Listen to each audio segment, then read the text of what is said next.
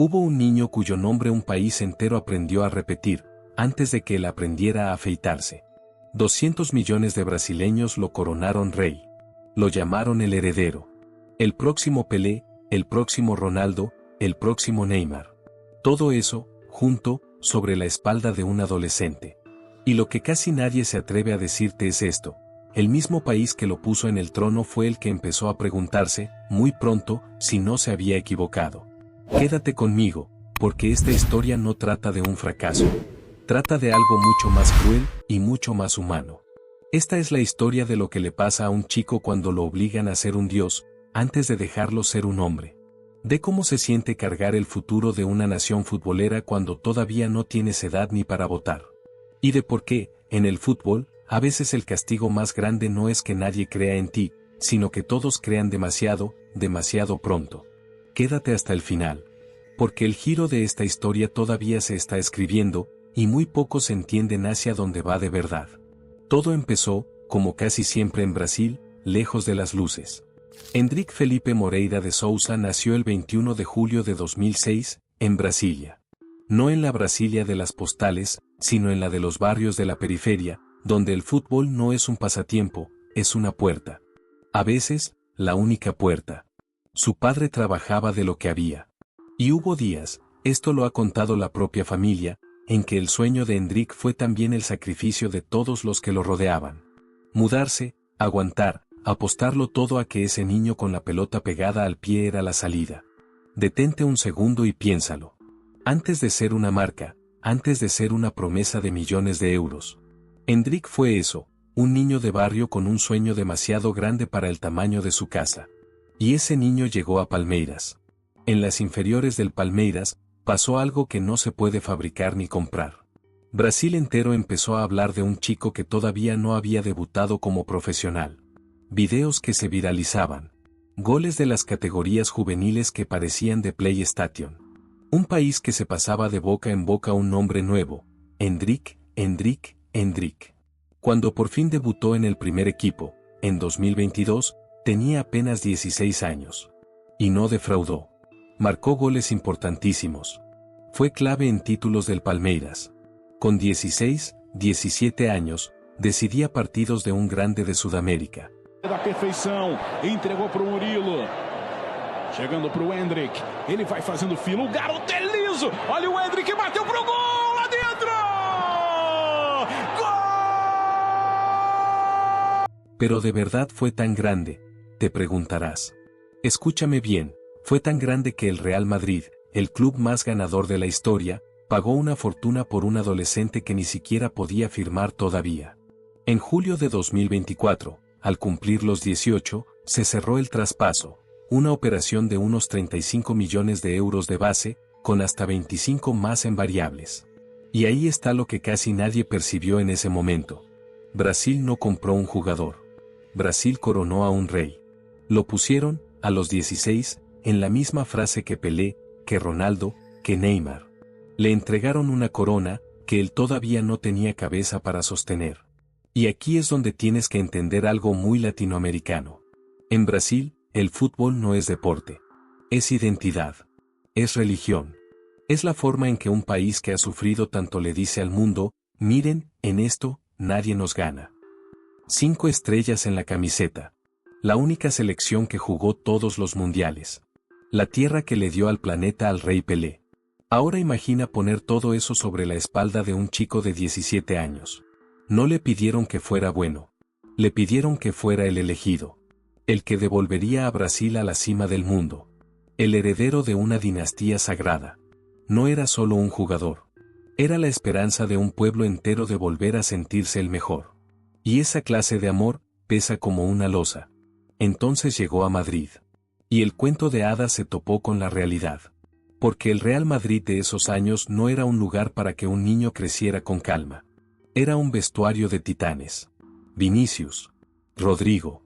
Y arriba, Kylian Mbappé, uno de los mejores del planeta, dueño absoluto del puesto de A9. ¿Dónde metes ahí a un chico de 18 años que necesita jugar para desarrollarse? En el banco. Con Carlo Ancelotti, en su primera temporada, Hendrik disputó unos 37 partidos y marcó 7 goles, pero casi siempre entrando desde el banquillo, en minutos sueltos, en partidos ya resueltos. Nunca con la continuidad que necesita un joven para crecer. Y después llegó Xabi Alonso. Y con él, lo más duro. Durante meses, Endrick pasó a ser el único jugador de campo del plantel que no sumaba ni un solo minuto. Una lesión muscular se sumó al drama y lo dejó fuera incluso del Mundial de Clubes. Piénsalo. El niño que Brasil coronó rey, mirando los partidos desde afuera, sin jugar, en una tierra lejana. Pero acá está lo que casi nadie recuerda de este momento. Que mientras eso pasaba, Brasil empezó a hacer algo terrible. A dudar. El mismo país que lo había coronado empezó a preguntarse en voz alta, ¿y si nos equivocamos? ¿Y si Endrick no era tan bueno? ¿Y si el heredero era una ilusión? Y aquí tienes que ser honesto con lo que ves. En el fútbol moderno, la paciencia dura lo que dura un video viral. Al chico que ayer era el futuro, hoy lo entierran en los comentarios. Sobrevalorado. Fracaso. No era lo que decían. Un muchacho de 19, 20 años, leyendo como un país entero pasaba del amor a la sentencia. Y esta es la crueldad de la que casi nadie habla. Al fútbol no le duele el que fracasa peleando. Al fútbol le fascina destruir al que él mismo obligó a ser Dios, antes de dejarlo ser humano. ¿Por qué importa esto hoy? Te preguntarás. Porque acá es donde la historia cambia por completo. Porque la historia lógica, la que muchos ya daban por escrita, era esta: promesa rota, talento enterrado, otro chico latinoamericano aplastado por el peso de Europa. Pero Endrick no leyó ese libreto. En enero de 2026, tomó la decisión más valiente que puede tomar un joven con su ego y su nombre. Aceptó bajarse del trono para volver a jugar. Se fue cedido al Olympique de Lyon, a Francia. Lejos de las luces del Bernabéu. A ensuciarse los botines de verdad. ¿Y sabes qué pasó? Volvió a ser Endrick.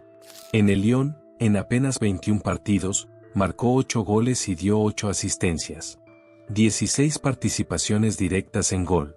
El niño que en Madrid no sumaba un minuto, lejos de la presión, volvió a hacer lo único que siempre supo hacer: decidir partidos. Y no solo eso. Ese verano fue convocado por Brasil para el Mundial 2026. Jugó.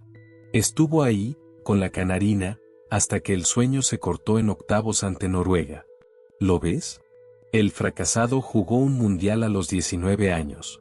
Y acá está lo que casi nadie percibió: no fue el talento el que falló.